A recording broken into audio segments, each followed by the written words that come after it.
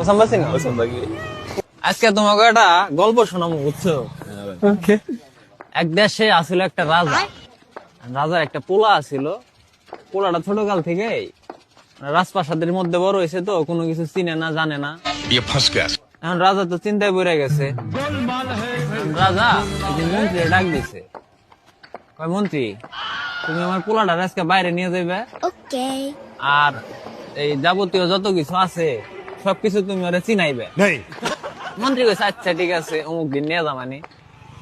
এখন ওই দিন আইছে সময়, আসার পরে মন্ত্রী রাজার পোলারে নিয়ে বাইরেছে। এখন রাস্তা দিয়ে যাইতেছে, রাজার পোলা তো কিছু চিনে না, বুঝছো না? রাস্তা দিয়ে যাইতেছে, রাস্তায় খাড়ায় রয়েছে একটা ছাগল। রাজার পোলা কইতাছে, মন্ত্রী মশাই এটা কি? মন্ত্রী আবার একটু যাইবে, কঠিন লেভেলের পুংটা হালায়। মন্ত্রী কইতাছে, 5 মিনিট আমার চুইসা দে, ঠিক আছে? তাইলে কম এটা কি? এখন রাজার পোলা হলো বোকা সোদা, দিছে চুইসা, কয় এটা হলো ছাগল, বুঝতা?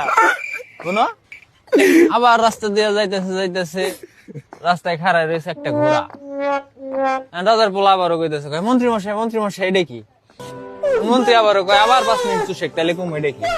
দিছে 5 মিনিট চুষে, তারপরে কয় এটা ঘোড়া।